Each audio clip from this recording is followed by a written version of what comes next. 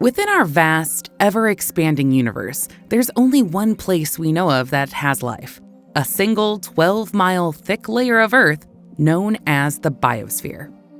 It's here, from deep in Earth's ocean into the atmosphere, that most life exists, and it's supported by a crucial mixture of ingredients: oxygen, relatively comfortable temperatures, and access to water and food. But even here, life isn't guaranteed. Conditions in the biosphere aren't always stable, and when they become unbalanced, it can create huge obstacles for life. In fact, while Earth has a long history of supporting life, it also has a history of destroying it. The earliest life on Earth emerged about 4 billion years ago, before Earth's atmosphere even had oxygen in it. Instead, these anaerobic organisms lived on minerals in the ocean. Then, between 2 and 3 billion years ago, tiny bacteria released so much oxygen that it actually poisoned and killed off most life in what's sometimes called the oxygen holocaust. Since then, more complex forms of life have gone through at least 5 more periods of widespread and sudden death, known as mass extinction events.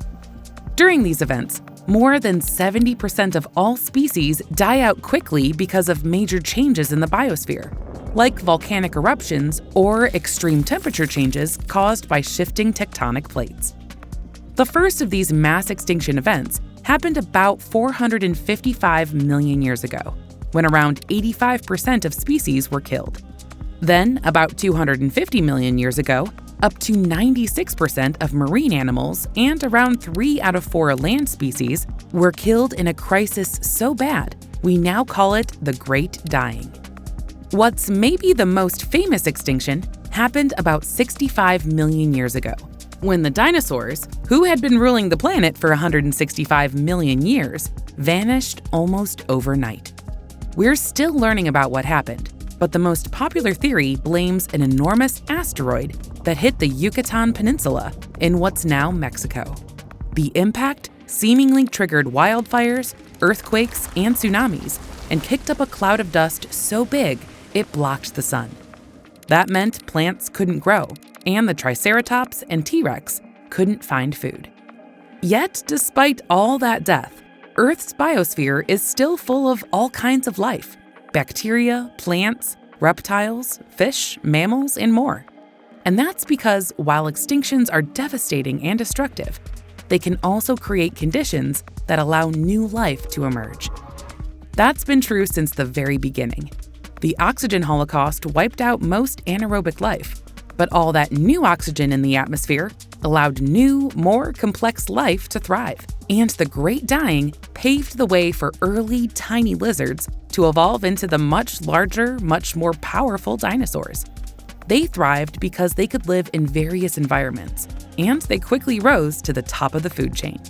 When the dinos eventually went extinct, yet another group of animals thrived. Early mammals were small and kept themselves hidden away from the giant reptiles who could stomp on them. After those reptiles disappeared, mammals evolved rapidly. They took up the space the dinosaurs left, gaining dominance and evolving into everything from elephants and whales to apes and humans. But the success of humans may be responsible for another 6th mass extinction event. See, around 200,000 years ago, humans were evolving alongside megafauna, or large animals, in Africa. Once people began to migrate out of Africa, sometime between 60,000 and 90,000 years ago, they did what they had to do to survive, and they adapted fast.